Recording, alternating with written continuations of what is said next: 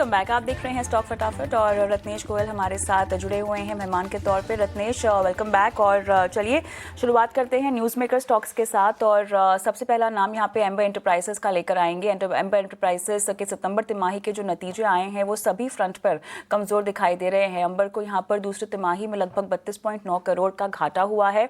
Margin की अगर हम बात करें 1.2% की गिरावट, और साथ ही अगर दूसरे फ्रंट्स पे हम देखें जहाँ सुस्ती देखने को मिली है, रूम एयर कंडीशनर्स हो, इनके प्रदर्शन में सुस्ती आई है। जीएसटी और मॉनसून का एक असर जो कि हमें पड़ता हुआ दिखाई दे रहा है। कंज्यूमर ड्यूरेबल्स की हिस्सेदारी 53%, इलेक्ट्रॉनिक डिविजन्स के अनुमान से कम ग्रोथ हुई है। मार्जिन में भी 1.9% की कमी देखने को मिली है। और आप देख सकते हैं किस तरह पिटाई हो रही है स्टॉक की भी। लेकिन चार्ट्स पर क्या ये मोमेंटम खरीदारी का होता है? रत्नेश, क्या फिलहाल थोड़ा सा दूर रहें, जितना बॉटम आउट होना चाहिए काउंटर को वो हो जाए, उसके बाद कुछ इनिशिएट करें?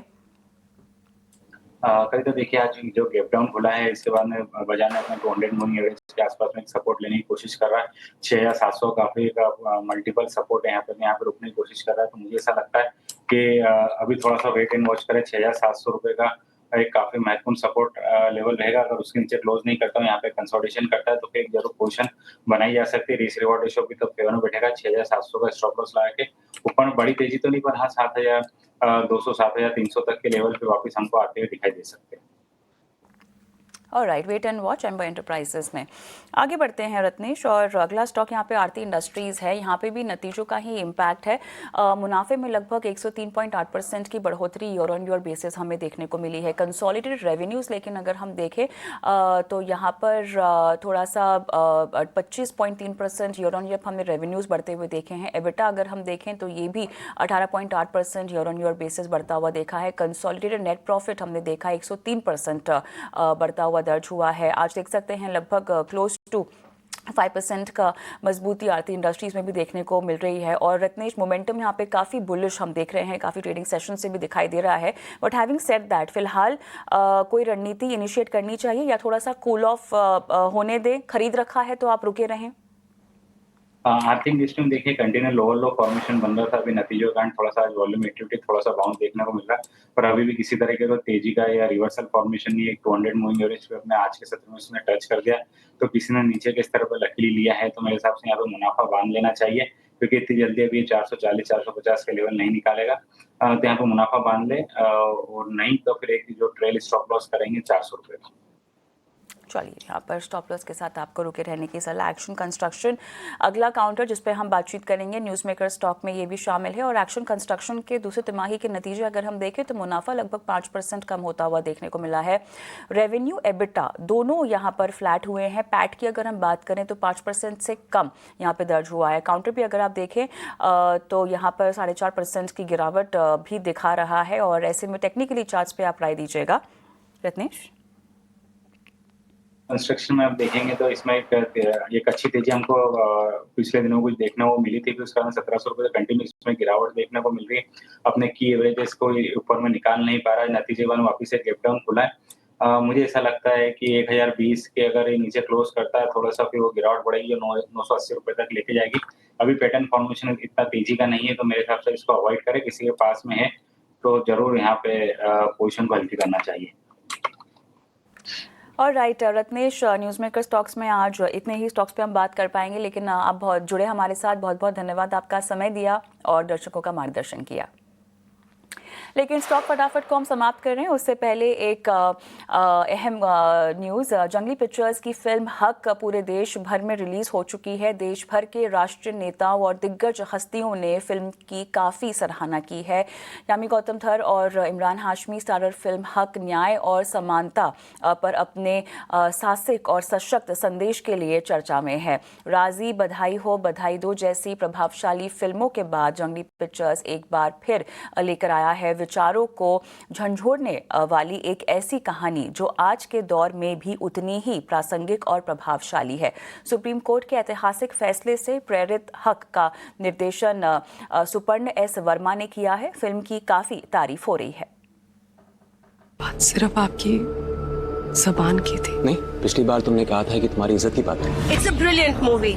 Everybody needs to watch it. The film was very moving, and I think many of us were in tears. It was a fantastic movie. This was a big turning point in legal history for gender justice. तुम कोई पहली औरत तो हो नहीं जिसने अपना शौहर बांटा है। बिरयानी या शीर कोरमा नहीं है, बांट कर बहुत सवाब का बहुत बरकत होगी। Haq is a powerful movie. बहुत अच्छी मूवी बनाई है। This is a landmark movie bringing the ethos of the Constitution close to every woman now. Secular law की आड़ में शरीयत का मजाक बनाया जा रहा है और हम देखते रह जाएंगे। इसे बचाना हमारा फर्ज है।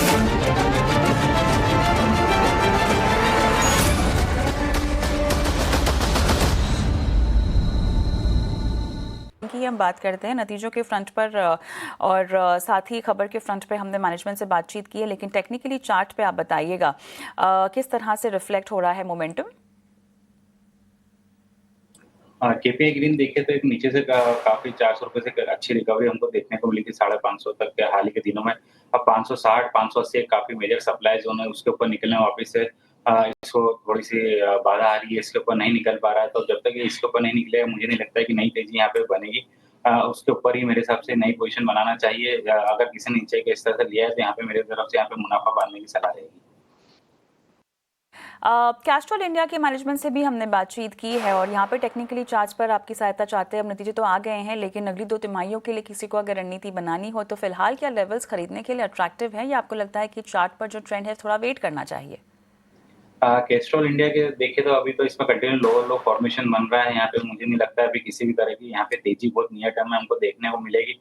एक बार 185 के नीचे जाता है तो इसमें मुझे ऐसा लगता है नई तेजी बढ़ सकती है, जो कि इसको 170 175 तक के लिए लेके आ सकती है। तो अभी तो नई पोजीशन बनाने की मेरी तरफ से सलाह नहीं है।